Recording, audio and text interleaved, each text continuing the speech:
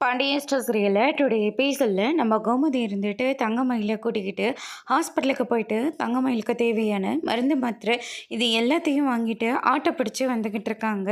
தங்கமயிலை நினச்சி கோமதி ரொம்பவே வருத்தத்தோடு இருக்காங்க. தன் பக்கத்தில் அத்தை இருக்கிறத நினச்சி தங்கமயில் ரொம்பவே சந்தோஷமாக இருக்காங்க. அதுக்கு அடுத்ததாக பார்த்திங்கன்னா இந்த சைடு நம்ம தங்கமயில் வேலை செய்கிற இடம் வந்துடுது. ஆனால் இந்த பக்கம் ஓரமாக நிப்பாட்டிக்கோங்க அப்படின்ற மாதிரி சொல்லிடுறாங்க. என்னாச்சு மயில், இந்த தெருவுலையே நீ வேலை பார்த்துட்ருக்க? இல்லத்த, பக்கத்து தெருவில் தான் வேலை பார்த்துட்ருக்க. ஆட்டோவை நீ அங்கேயே விட சொல்லியிருக்கலாம்ல? இல்லத்த, அங்கே குண்டும் குழியுமா இருக்குது, அங்கெல்லாம் ஆட்டோ போகாதத்த அப்படின்ற மாதிரி சொல்லிடுறாங்க. பக்கத்தில் தான் அத்தை, நான் நடந்து போய்க்கிறேன் அப்படின்ற மாதிரி சொல்லிடுறாங்க. அதுக்கு அடுத்ததான் இந்த மயில் இதில் மருந்து மாத்திரை எல்லாமே இருக்குது, எல்லாத்தையும் வேலை வேலைக்கே சாப்பிட்ரு. இங்கே பாரு மயில், யாரும் இல்லைன்னு நினைக்காது, உனக்காக நாங்கள் எல்லாருமே இருக்கோம் சரியா? குழந்தை எப்படா தனியாக இருந்து வளர்க்க போகிறாங்கன்னு நினைக்காத, கண்டிப்பாக நாங்கள் எல்லோரும் உன் கூட தான் மயில் இருப்போம் அப்படின்ற மாதிரி சொல்லிட்டு நம்ம கோமதி பார்த்திங்கன்னா அங்கேருந்து கிளம்பிடுறாங்க.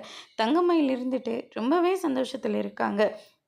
அதுக்கு அடுத்ததாக மயிலை நினச்சி கோமதி ரொம்பவே வருத்தத்தோடு இருக்காங்க.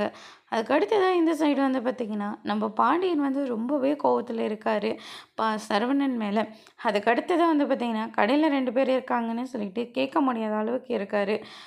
கடையிலேருந்து அந்த 2 பேரும் வியாபாரம் முடிச்சுட்டு கிளம்பிடுறாங்க. உன் மனசில் நீ என்னத்தடா நினச்சிட்ருக்க? உன் இஷ்டத்துக்கு குடிச்சிட்டு வீட்டுக்கு வருவேன் நீ? இதுக்கு முன்னாடி இந்த சரவணன் மாதிரி நீ கிடையாதுடா, மொத்தமாக நீ மாறிட்ட அப்படின்னு சொல்லிட்டு பாண்டியன் சொல்லிக்கிட்டு இருக்காங்க. அதுக்கு அடுத்து தான் பார்த்திங்கன்னா நம்ம செந்தில் கடைக்கு வர்றாரு. என்ன ஆஃபீஸரெல்லாம் இந்த பக்கம் வந்துட்ருக்கீங்க அப்படின்னு சொல்லிட்டு கேட்கவும், மீனா வீட்டுக்கு தேவையான சாமானெல்லாம் வாங்கிட்டு வர சொல்லிச்சு அப்படின்ற மாதிரி சொல்லிடுறாங்க. அதுக்கு அடுத்ததாக குர்ரா செந்தில் லிஸ்ட்டை நான் போட்டு தரேன் அப்படின்ற மாதிரி சொல்லிடுறாங்க. அவனுக்கு தேவையானா அவன் எடுத்துக்கட்டும், நீ அமைதியாக இரு அப்படின்ற மாதிரி சொல்லிடுறாங்க. சரிங்க அம்மா, எங்கள் வீட்டுக்கு போகிறியா அப்படின்னு சொல்லிட்டு கேட்கவும், அம்மா எங்கள் வீட்டில் இருக்குது, அம்மா ஃபோன் எடுக்காது, ஏன்னா அம்மா அண்ணி இன்னைக்கு செக்கப்பா, அதனால் அம்மா கூட போயிருக்காங்க அப்படின்ற மாதிரி சொல்லிடுறாங்க. இதை கேட்டோன்னு சரவணன் ரொம்பவே ஷாக் ஆகுறாங்க. அம்மா எதுக்காகடா அவ கூடலாம் செக்கப்புக்காக ஹாஸ்பிட்டலுக்கு போகணும்? நியாயப்படி நீ தான் போயிருக்கணும், நீ போக மாட்டேல்ல, அதனால தான் உங்கள் அம்மா போயிருப்பா போல இருக்குது, தேவையில்லாமல் பேசிகிட்டு இருக்க சரவணா நீ அப்படின்னு சொல்லிட்டு பாண்டியன் ஒரு பக்கம் கோவமாக பேசிகிட்டு இருக்காரு.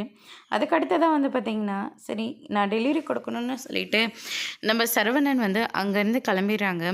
நம்ம செந்தில் எடுத்த பொருளுக்கெல்லாம் 2000 சில்லற வருது, அதனால் நம்ம பாண்டியன் இருந்துட்டு 2000 மட்டும் கொடு, மற்றது 41 ரூபா டிஸ்கவுண்ட் அப்படின்ற மாதிரி சொல்லிடுறாங்க. ஆமாம், ரொம்ப பெரிய காசாக இவர் எனக்காக சும்மா விடுறாரு அப்படின்ற மாதிரி சொல்லி புலம்பிகிட்ருக்காங்க. அதுக்கு அடுத்து தான் பார்த்திங்கன்னா இந்த சைடு நம்ம மீனாவை இருந்துட்டு பேங்க்கு போகணுன்னு சொல்லிட்டு வந்துக்கிட்டு இருக்காங்க. இந்த சைடு நம்ம சரவணன் ரொம்பவே கோவத்தோடு வீட்டுக்கும் போகிறாங்க. பாண்டியன் இருந்துட்டு செந்தில சும்மா அனுப்பக்கூடாது அப்படின்னு சொல்லிட்டு கொஞ்சம் பொருளெல்லாம் கொடுத்து விடுறாங்க. இதெல்லாம் மீனாவுக்கு கொடுத்துரு, உனக்கு கிடையாது அப்படின்ற மாதிரி சொல்லி கொடுக்குறாங்க.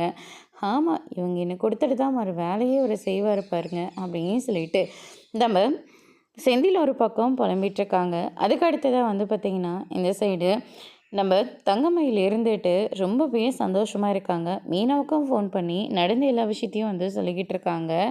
மீனா இதை கேட்டோடனே அத்தை எனக்கு ஹாஸ்பிட்டலுக்கு வந்தது ரொம்ப சந்தோஷமாக தான்க்கா இருக்குது அப்படின்னு சொல்லிட்டு மீனா ஒரு பக்கம் சொல்லிக்கிட்டு இருக்காங்க. அதுக்கடுத்ததாக பாண்டியன் இருந்துட்டு மீனாவுக்காக எக்ஸ்ட்ரா பிஸ்கெட் பாக்கெட்டு, அதுக்கடுத்ததாக கொஞ்சம் ஸ்நாக்ஸ் எல்லாம் கொடுத்து அனுப்புகிறாங்க. இதெல்லாம் எடுத்துகிட்டு போயிட்டு மீனா கிட்ட கொடு, உனக்கு இல்லைடா அப்படின்ற மாதிரி சொல்லிடுறாங்க. அப்படியே இவர் எனக்காக சும்மா கொடுத்துட்டாலையும் நல்ல வேலை இதுக்கும் சேர்த்து பில்லு போடாமல் கொடுக்குறாரே, அது வரைக்கும் ரொம்ப சந்தோஷம் அப்படின்னு சொல்லிட்டு செந்தில் மீனாவுக்கு கொடுத்த எல்லா பொருளையும் எடுத்துகிட்டு போகிறாங்க. கோமதி வீட்டில் இருக்காங்க. சரவணன் கிட்ட சாப்பிடுமா அப்படின்ற மாதிரி சொல்லிடுறாங்க. நான் சாப்பிட்றதெல்லாம் இருக்கட்டுமா, நீ எதுக்காகம்மா ஹாஸ்பிட்டலுக்கு போனேன், அதுவும் அவளை கூட்டிக்கிட்டு நீ அவளோட ஒத்து போயிட்டியாப்பா அப்படின்ற மாதிரி சொல்லிடுறாங்க. நான் பட்ட கஷ்டத்தை இன்னொரு பொண்ணு படக்கூடாதுன்னு நான் நினச்சேன், அதனால தான் நான் போயிட்டு வந்தேன். நீ நினைக்கிற மாதிரி ஒரே அடியாக நான் தங்கமயிலோட பக்கம் நான் போக கிடையாது. அவள் நம்மளை போலீஸ் ஸ்டேஷனுக்கு அனுப்பினா ஒரு நாள் ஃபுல்லாக நான் போலீஸ் ஸ்டேஷனில் இருந்தேன். இது எதுவுமே நான் மறக்கல. ஆனா, இருந்தாலும் தங்கமயில் வந்து இப்ப பிரெக்னன்ட்டா இருக்கா. நம்ம வீட்டு வாரிசு அவ சுமந்துட்டுருக்கா. அவள தனியா போக என் மனசு விருப்பப்படல. அதனால தான் நான் போயிட்டு வந்தேன். நீ போ, நீ தங்கமயிலோட வாழுன்னு நான் உன்ன கம்பல் பண்ணனா? கிடையாதுல்ல. அதே மாதிரி தங்கமயிலோட போணுமா, போக்கூடாதான்னு நான் தான் முடிவெடுக்கணும். நீ சொல்லக்கூடாது. அப்படின்ற மாரி வந்து நம்ம கோமதி வந்து சொல்லிடுறாங்க. அதுக்கு அடுத்ததா சரவணன் இத கேட்டோன்னே ரொம்பவே ஷாக் ஆகுறாங்க. "உட்காந்து சாப்பிட்டுட்டு போடா" அப்படின்ற மாரி சொல்லிடுறாங்க. அதுக்கு அடுத்ததா சரவணன் சாப்பிட்டுட்டு கிளம்புறம்போது மீனாவ பார்த்து, எங்கப்பா போற? வாப்பா நானே விட்டுர்றேன்" அப்படின்ற மாரி சொல்றாங்க. "பரவால்ல மாமா, நான் பக்கத்துல வந்துட்டேன்" அப்படின்ற மாரி சொல்லிடுறாங்க. இனிமே தங்கமயிலு கூட ஹாஸ்பிட்டலுக்கு அம்மா போயிட்டு வந்தாங்க. உனக்கு தெரியுமா? தெரியும் மாமா. நான் நேத்து வீட்ல இருந்தபோது தான் அக்கா ஃபோன் பண்ணி சொன்னாங்க. மனசு கேட்காம அத்தை போனதா சொன்னாங்க. அப்படின்ற மாரி சொல்லிடுறாங்க. நீயே தங்கமயில் கிட்ட பேசிட்டுருக்க. நீ பேசுறது இல்லாம என்ன வேற பேச வச்ச. வேணான்னு சொல்லி நான் ஒதுங்கிட்டேன். நீயும் அவ கூட பேசுறத நிறுத்தாம, இப்ப அம்மாவையும் அவ கூட கோர்த்து விட்டுட்டல்ல நீ, அப்படின்ற மாரி சொல்லி திட்டிட்டு இருக்காங்க. நான் யாரையும், யார் கூடயும் கோர்த்து விடல மாமா. அதே மாரி அக்காவ இந்த வீட்ல வந்து ஒண்ணா சேர்த்து வாழ வைக்கணும்னு நான் நினைக்கவும் இல்ல. இது உங்களுடைய வாழ்க்கை. நீங்க தான் பேசி முடிவெடுக்கணும். என்னோட கடமை நான் அவங்கள அன்னைக்கு பார்த்தம்போது, அவங்க சூசைட் பண்ணிக்கிறதுக்காக போனாங்க. அதுலேருந்து அவங்கள காப்பாத்துனேன். தான் தனிமையில இருக்குன்னு சொல்லிட்டு, அவங்க ரொம்பவே கஷ்டப்படுறாங்க. அவங்க வீட்டாளுங்களும் அவங்கள புரிஞ்சுக்கல. அவங்கள எப்போ பார்த்தாலும் ஏதாவது ஒண்ணு சொல்லி திட்டிக்கிட்டே தான் இருக்காங்க. அந்த அளவுக்கு நம்ம அவங்களுக்கு விடக்கூடாதுன்னு சொல்லிட்டு தான் நான் அவங்க கூட நான் பேசிக்கிட்டு இருக்கேன். இப்போலாம் நான் அவங்க வீட்டுக்கு போறது கூட இல்ல. எப்பயாச்சும் ஒரு டைம் ஃபோன்ல பேசி, "நீங்க எப்படி இருக்கீங்க? குழந்தை எப்படி இருக்குன்னு?" சொல்லி மட்டும் தான் நான் கேட்குறேன். இங்க பாருங்க மாமா, நான் கோயில்ல அஞ்சலியோட பார்த்தபோதே, நான் உங்ககிட்ட கேட்டுருக்கணும். கேட்டது தப்பு தான். அதுக்காக உங்கள நான் அக்கா கூட வாழுங்கன்னு சொல்லி நான் கம்பல் பண்ண மாட்டேன். தயவு செஞ்சு நீங்களும் நான் பேசுறத தடுக்காதீங்க அப்படின்ற மாரி மீனா வந்து சொல்லிடுறாங்க. என்னடா இது ஒவ்வொருத்தரா அந்த தங்கமயிலோட பக்கம் போயிட்டே இருக்கிறாங்க அப்படின்னு சொல்லிட்டு சரவணன் இந்த பக்கம் ரொம்பவே வெக்ஸ் ஆகுறாரு. அதுக்கு அடுத்து தான் இந்த சைடு துணியெல்லாம் மடிச்சுட்டு இருக்கும்போது ராஜிக்கிட்ட இப்போலாம் நீ ஏன் ட்ராவல்ஸ் பக்கம் போகிறதில்லன்னு சொல்லிட்டு கோமதி வந்து கேட்குறாங்க. இத்தனை நாள் படிப்பு படிப்புன்னு ஓடிட்டு இருந்தேன். இனிமேலாவது கொஞ்சம் ரெஸ்ட் எடுமா. உங்கள் புள்ளையும் இதே வார்த்தையை தான் சொன்னார் அப்படின்ற மாதிரி சொல்லிடுறாங்க. அவங்க அப்பாவுக்கு ஃபோன் பண்ணி பேசுனியா? இல்ல அத்தை, பேசல. பேசாம வீடு பக்கத்துல தானே இருக்கு. நான் போய் பார்த்துட்டு வந்துரட்டுமா? நீ பார்க்கறதுல எந்த பிரச்சனையும் இல்ல. உங்க மாமா ஏதாச்சும் சொல்லிட்டாருன்னா என்ன பண்றது?